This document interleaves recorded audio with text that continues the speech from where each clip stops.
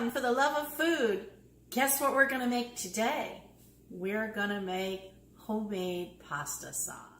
Now we want just enough to coat the bottom of the pan, but we don't want to add too much because we don't want it to be greasy. So let's just take a look and see. The first thing that I'm going to add is some of this stricoline.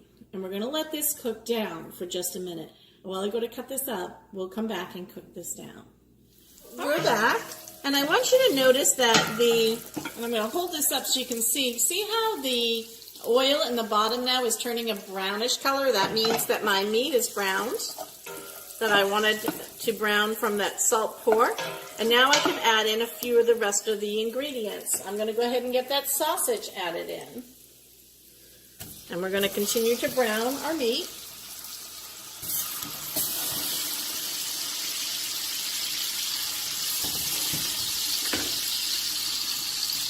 Let that cook up.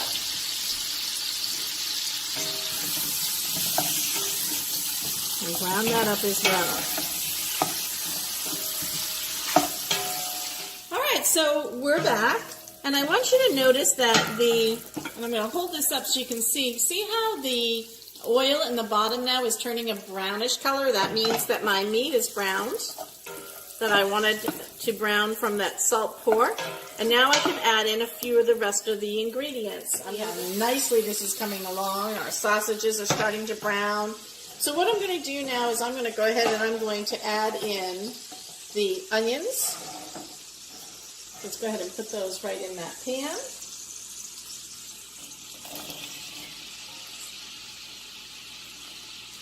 And stir those around.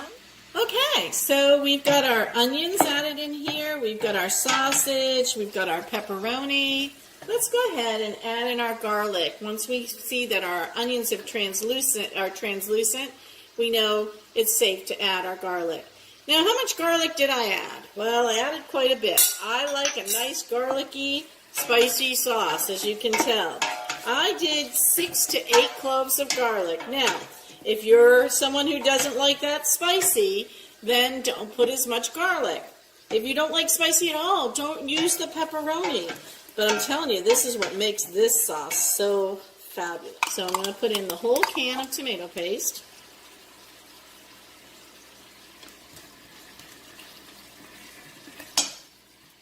All right, and then we're going to stir with our trusty little wooden spoon. So we see that all that tomato paste has coated the meat and that it's melting nicely and not sticking to the bottom. Now, the other thing I'd like to tell you to do is make sure you're using a pan that has a nice heavy bottom on it. Because if your pan is it doesn't have a nice even heat distribution, what can happen is, like using a flimsy bottom pan, pieces of it can get stuck where the pan is heating up the most. So using good cookware is important, especially if you're going to spend the money to make a really nice sauce like this, right? Because I've put in a lot of, nice meats and things like that. Make sure that's evenly melted and wrapped around where I want it to be wrapped around, all around that meat. All the tomatoes already broken down into a sauce. So we're just going to go ahead and add those in. The more we get in there, the more sauce we're going to have. I like the flavor of bay leaf, and I'm going to make sure I put in more than one. So a little Italian seasoning. Salt, we all know I like garlic, so let's go ahead and add the garlic. Let's add in about a teaspoon of onion powder, a tablespoon of black pepper. Let's add salt to taste. So we're going to hold the salt off until I taste this, because remember, we started with a base of salt pork. Now, I don't want to put in too much cheese to start off with because I don't want it to stick to the bottom.